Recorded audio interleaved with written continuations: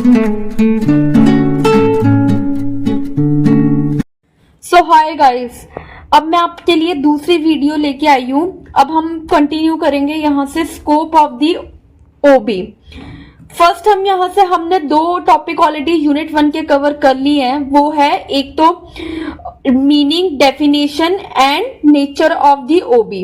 तो यहां से हम करेंगे स्कोप ऑफ दी ओबी क्या होता है। तो फर्स्ट है skill development.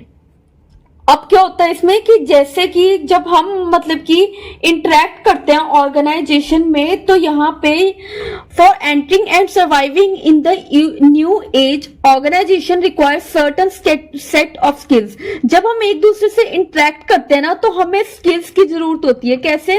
Date is work related skills हो गया, जेनेटिक स्किल्स हो गया, प्रॉब्लम सॉल्विंग, कम्युनिकेशन स्किल्स। ये हमारे लिए हर ऑर्गेनाइजेशन में इंपॉर्टेंट है। ठीक है। अब जैसे कि skill related to OB are gaining momentum in the current work scenario, जो मैंने अभी आपको बताया। इन्होंने देखो जैसे एग्जांपल दे रखी है यहाँ पे, CIO मतलब कि chief information officer today work hand in hand with the information technology professionals so that they can get a better insight of the business. वो इंफॉर्मेशन के साथ साइड बाय साइड जुड़े रहते हैं ताकि वो अपने ऑर्गेनाइजेशन में बेटर इंसाइट को अच्छी तरह, मतलब कि जो ग्रुप है उनको अच्छी तरह इंफॉर्मेशन दे पाए, कम्युनिकेट कर पाए कोलीग से, एंड उनके साथ इंटरेक्ट कर पाए other department in a better manner. तो इसमें soft skills, genetic skills, her skills चाहिए होती है ताकि ऑर्गेनाइजेशन को अच्छी तरह मैनेज कर पाए। Like leadership skills, business knowledge होनी चाहिए और कम्युनिकेशन। तो ये आजकल के मतलब रोल इंपॉर्टेंट है ताकि उसका बिजनेस रन हो पाए। तो ये तो था फर्स्ट पॉइंट। सेकंड है personal growth through insight into human behaviour. अब जैसे हम ओबी में सेल्फ एकम्प्लिशमेंट के लिए तो एक हम लर्निंग करते हैं ओबी में कि मतलब कि जैसे हमें बिहेवियर और एटीट्यूड दूसरों का जानने के लिए हमें लर्न करना पड़ता है, जिससे कि हमारी पर्सनल ग्रोथ होती है डिफरेंट लोगों से मिलके। This ultimately results in improve self knowledge and self insight, जिससे कि हमारी खुद की नॉलेज भी अच्छी होती है, दूसरों से हमें नॉलेज लेके। इन्होंने जैसे एग्जाम्पल दे रखा है यहाँ पे, when people study the factor which derive other people, they also came to know the factor which encourage themselves। दूसरों से बात करके उनको भी ये पता चलता है कि हाँ मतलब कि क्या क्या उनके लिए ऐसी चीजें जो उनको इनकरेज कर पाए। तो सेकंड पॉइंट है यहाँ पे personal growth through insight into human behaviour. अब नाउ हम थर्ड पॉइंट पे चलते हैं यहाँ पे, improvement of organizational and individual effectiveness. अब आपको पता है अगर हम ऑर्गेनाइजेशन के गोल्स पूरे करेंगे तो ऑटोमेटिकली हमारी भी एनहांस होगी स्किल्स, या फिर आप कह सकते हो बिहेवियर या एटीट्यूड। जैसे इसमें लिखा हुआ है, the study of organizational behaviour provide information that can be used to solve organizational issues. अगर हम ये चीज फॉलो करेंगे तो यहां से हमें मतलब कि ऑर्गेनाइजेशनल इश्यूज को सॉल्व करना इजी हो जाएगा। It also improve organizational effectiveness. अगर इश्यूज हमारे ठीक होंगे तो ऑर्गेनाइजेशन ऑटोमेटिकली ऑर्गेनाइजेशनल इफेक्टिवनेस अपने आप ठीक हो जाएगी। That is the potential of the organization to be efficient and meet requirement of the parties involved, जिससे कि ऑर्गेनाइजेशन का भी बेनिफिट है और इंडिविजुअल का भी। तभी मतलब as a group, as a whole benefit हो रहा है सारों को। तो OB improve organizational effectiveness by revealing factor such as employ motivation होता है, communication hurdles and personality factor that enhance or obstruct effective performance। अगर जैसे हम एम्प्लॉय को मोटिवेट करेंगे, कम्युनिकेशन हर्डल्स उनके साथ मतलब कम्युनिकेशन स्किल्स अच्छी रखेंगे, पर्सनालिटी फैक्टर पे उन पे हम वर्क करेंगे, तो ऑटोमेटिकली एनहेंस या फिर ऑब्स्ट्रक्शन हमारी ठीक हो जाएगी परफॉर्मेंस की। अलॉन्ग विद ऑर्गेनाइजेशनल इफेक्टिवनेस, अगर ऑर्गेनाइजेशन का गोल पूरा हो गया यहाँ पे तो इंडिविजुअल इफेक्टिवनेस ऑटोमेटिकली इंप्रूव हो जाती है। यहाँ पे देखो, यहाँ पे लिखा हुआ effectiveness of a person with knowledge of conflict, उसको कन्फ्लिक्ट रेजोल्यूशन करना आ जाता है, दूसरों से कैसे बात करनी है, टीम वर्क आ जाता है। तो ये सब उसको एक मतलब खुद का वो उसका गोल पूरा हो रहा है, एनहांस कर रहा है वो अपने आप को खुद को, जिससे कि ऑर्गेनाइजेशनल का और इंडिविजुअल का दोनों का एनहेंस हो रही है, गोल मतलब दोनों का यहाँ पे पूरा हो रहा है। अब ये था improvement of organizational and individual effectiveness. अब हम फोर्थ पॉइंट की बात करते हैं यहाँ पे, sharpening and refining of the common sense. अब जो मैनेजर है, ठीक है, वो अब ऐसे तो नहीं है कि मतलब खुद ही अपना मतलब कि कॉमन सेंस लगा के वो सारा कुछ कर पाएगा, ये कन्फ्लिक्ट रेजोल्यूशन ये सब कुछ कर पाएगा। उसको नॉलेज या फिर एक कोई बुक की जरूरत तो होगी ना, जिससे वो नॉलेज अपनी ले पाएगा, गेन करेगा। तो इस पैराग्राफ में क्रक्स यही लिखा हुआ है, gaining knowledge and information about OB is crucial for the manager as it teaches them how to deal with their subordinates, कैसे सबॉर्डिनेट्स के साथ बिहेव करना है, क्योंकि हर एक सबॉर्डिनेट, हर एक इंडिविजुअल डिफरेंट होता है, माइंडसेट से, परसेप्शन, पर्सनालिटी से, हर तरीके से अलग होता है, which can not be taught through any book, वो बुक से नहीं होगा। Common sense without knowledge of hobby is not enough to manage workforce. Common sense है पर उसके अंदर नॉलेज नहीं है, वो कैसे अपने वर्कफोर्स को कैसे किस तरीके से रखे, तो उसका कोई मतलब कि इनफ नहीं होगा, इसीलिए उसको नॉलेज लेनी भी बहुत ज्यादा जरूरी है। Knowledge of OB sharpen and widen sphere of common sense, it decreases time one might need to obtain important OB knowledge and skills, जिससे कि उसकी knowledge, behavioural knowledge and skills को वो अपने इनहेंस करेगा और अच्छे से कर पाएगा। जैसे एग्जांपल मैं आपको यहाँ पे बता देती हूँ, क्या है, some people prefer loud appraisals while other might prefer appreciation based on quality of performance. अब कई एम्प्लॉयज ऐसे होते हैं, वो खुश होते हैं कि उनको अप्रेजल मिल रहा है, कई लोग एप्रिसिएशन से भी खुश होते हैं। तो सबके लिए एक परसेप्शन आउटकम का जो भी निकल के आ रहा है, सबकी एक गोल अलग अलग है, वो कई छोटे से भी खुश हो जाते हैं, कई बड़ों से भी खुश हो जाते हैं। तो sharpening and refining of the common sense. और आगे हम पढ़ते हैं, बस इसका इसी स्कोप ऑफ टॉपिक तो यही है, आप एक बारी गो थ्रू कर लेना, कोई भी डाउट होगा तो आप कमेंट सेक्शन में लिख देना। बाकी गाइस नेक्स्ट टॉपिक मैं लेके आई हूँ कंट्रीब्यूटिंग डिसिप्लिन्स टू ओबी, कि कौन कौन से ऐसे डिसिप्लिन्स हैं, कौन कौन से मतलब कि ऐसे ओबी में डिसिप्लिन्स हैं जो कि कंट्रीब्यूट करते हैं ऑर्गेनाइजेशनल बिहेवियर में। जैसे कि यहाँ पे आपको चार्ट छोटा सा दिख रहा होगा, इसमें आपको जैसे psychology, medicine, sociological, social psychological, anthropology, political science, industrial engineering, economics. तो ब्रीफ में हम मतलब इसके ऊपर भी आपको क्वेश्चन आता है, तो मैं आपको थोड़ा मतलब बताऊंगी, ब्रीफ में बताऊंगी ताकि आपको थोड़ा समझ आ जाए। मैं पूरे पैराग्राफ कभी नहीं करवाती ताकि आपके माइंड से फ्लो ना हो, मैं आपको सिर्फ पॉइंट बताती हूँ ताकि आप थोड़ा सा अपने वर्ड्स में भी लिख पाओ। तो यहाँ से हम अपना फर्स्ट पॉइंट शुरू करते हैं। फर्स्ट है साइकोलॉजी। अब साइकोलॉजी में क्या होता है, साइकोलॉजी कहां से आया है, माइंड से। तो अब यहाँ पे माइंड से आया ना, तो behavioural science which study behaviour of the human beings in specific conditions and predict how the individual will react in such conditions।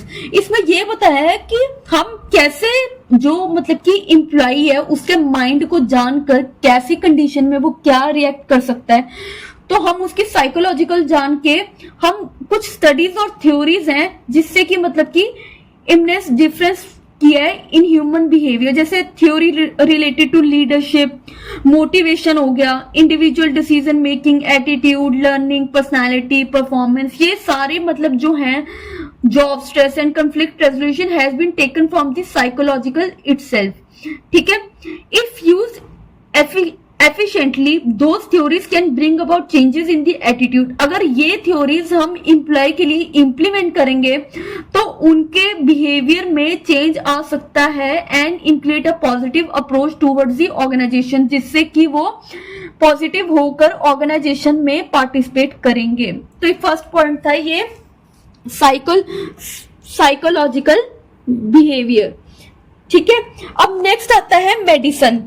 अब मेडिसिन कहां से रिलेट हुआ है, मेडिसिन यहां से रिलेट हुआ है कि जैसे आपने साइंस है, ठीक है, एप्लीकेशन ऑफ साइंस है which concern with diagnosis and treatment of diseases so that health of the individual can be improved. यहाँ पे ये बताया है कि यहाँ पे ओवरऑल इंडिविजुअल की हेल्थ हम कैसे फोकस करते हैं, कि कैसे जो ऑर्गेनाइजेशन है इंडिविजुअल के हेल्थ पे भी फोकस करती है।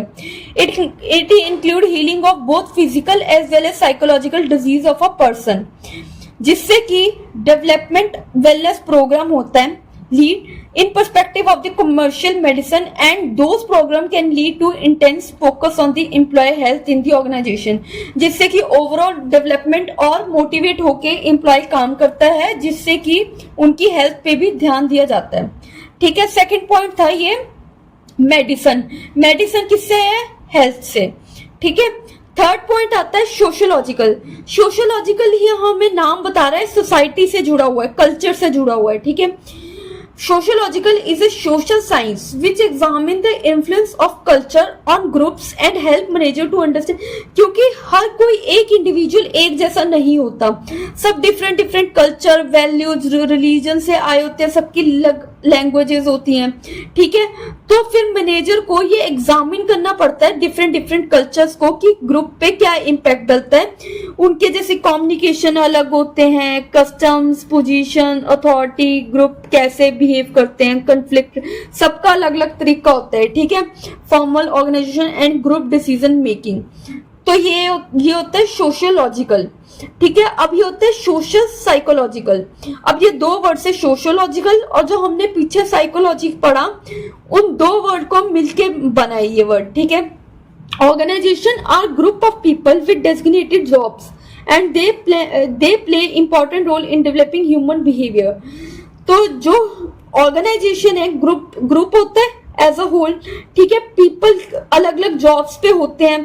ठीक है, सबका एक मतलब कि सबका अलग अलग गोल होता है कि वो डेवलप करें human behaviour. Social psychological is a combination of psychology and sociology. जैसे मैंने आपको पीछे बताया कि साइकोलॉजिकल और ये ऊपर सोशियोलॉजिकल से दो वर्ड से जुड़ा है. It help in managing changes, decision making, communication and developing skills to sustain social norm. इन चीजों को सारों को मैनेज करते हुए, कम्युनिकेशन, डिसीजन मेकिंग को करते हुए हमें डेवलप भी करना है सोशल नॉर्म को ध्यान में रखते हुए. ठीक है, ये होता है सोशल साइकोलॉजी. एंथ्रोपोलॉजी क्या होता है? एंथ्रोपोलॉजी एक ना मैनकाइंड से जुड़ा हुआ है. ठीक है, ये अप्लाइड साइंस होती है जिसमें कि सेवरल कल्चर्स और एनवायरनमेंट जुड़े होते हैं to understand the difference between them. ये एक मैनेजर की रिस्पॉन्सिबिलिटी होती है कि वो हैंडल करे, ठीक है, और कंट्रोल करे पीपल को from different ethnicity and guide their effort in direction of suitable growth of the organization. कि वो पीपल को डिफरेंट क्योंकि पीपल, मैंने आपको बताया कि इंडिविजुअल हर तरीके के होते हैं, different perspective, leadership, communication, languages, सारा कुछ होता है. ठीक है, ताकि वो उनको कंट्रोल करें एथनिसिटी को and guide their effort in direction suitable, ताकि ग्रोथ की ऑर्गेनाइजेशन की ओवरऑल ग्रोथ भी हो पाए. ठीक है, ये होता है एंथ्रोपोलॉजी. अब आता है पॉलिटिकल साइंस. पॉलिटिकल साइंस आपको पता है गवर्नमेंट से जुड़ी हुई है. पॉलिटिकल हम पढ़ते हैं, है ना, पॉलिटिकल साइंस, तो उसमें सारा गवर्नमेंट का रोल होता है. और stable government help business grow internationally. अगर मतलब कि हम अगर जैसे स्टेबल गवर्नमेंट है तो वो इंटरनेशनली हम ग्रो कर पाएंगे. अगर हम कि जैसे कि गवर्नमेंट के रूल्स एंड रेगुलेशन जो बने हैं उनको फॉलो करें. ठीक है, ताकि हम पहले नेशनल लेवल पे जाके प्रमोट्स इंटरनेशनल बिजनेस, पहले नेशनल लेवल पे हो फिर इंटरनेशनल लेवल पे भी बढ़ सकता है. तो जो ये सारा कुछ गवर्नमेंट से उसके फॉर्म्ड होता है. डीपली इन्फ्लुएंस द फंक्शनिंग, क्योंकि गवर्नमेंट एक इंपॉर्टेंट रोल प्ले करती है जो कि इन्फ्लुएंस करती है functioning and decision making of the organization. Political science. ठीक है, आपको यहाँ से वर्ड से आपको समझ आना चाहिए कि क्या उसका मीनिंग है. ठीक है, इंडस्ट्रियल इंजीनियरिंग. अब एक जैसे फ्रेडरिक टेलर है, अब इसकी यहाँ पे छोटी सी ऐसे स्टोरी सी बताई है स्टोरी के फॉर्म में कि वो एक उसका बैकग्राउंड जो था वो इंजीनियरिंग से था. ठीक है, और वो मतलब कि ह्यूमन बिहेवियर को वर्क प्लेस पे ऐसा इंजीनियरिंग के व्यू पॉइंट से सोचता था कि उसका hence he give several emphasises to human productivity, कि ह्यूमन की प्रोडक्टिविटी कैसी होनी चाहिए और उसकी एफिशिएंसी वर्क बिहेवियर में कैसे दिख सकती है.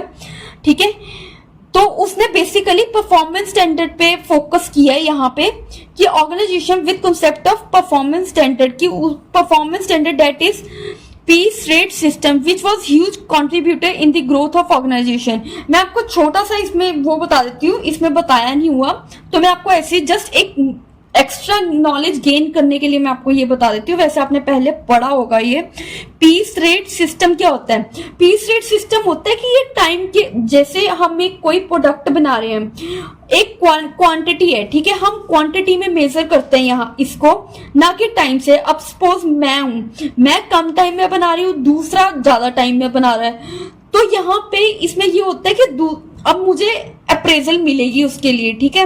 अब दूसरा मोटिवेट होके वो भी जल्दी जल्दी काम करेगा, तो उसने यहाँ से आया ये परफॉर्मेंस स्टैंडर्ड, जो कि यहाँ पे ग्रोथ ऑफ द ऑर्गेनाइजेशन के लिए एक गुड कंट्रीब्यूटर है, ठीक है। यहाँ पे इंडस्ट्रियल इंजीनियरिंग।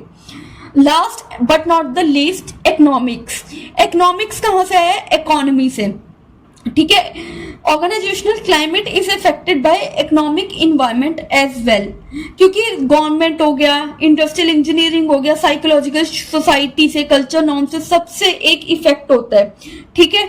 अब यहाँ पे इकोनॉमिक भी इफेक्ट होगा यहाँ पे, ठीक है। इकोनॉमिक फैक्टर जैसे कि labour market dynamic, cost benefit analysis हो गया, marginal utility analysis, human resource planning, forecasting, उसका डिसीजन मेकिंग करना, ये सारा ओबी को इन्फ्लुएंस करता है, कहीं ना कहीं इम्पैक्ट डालता है।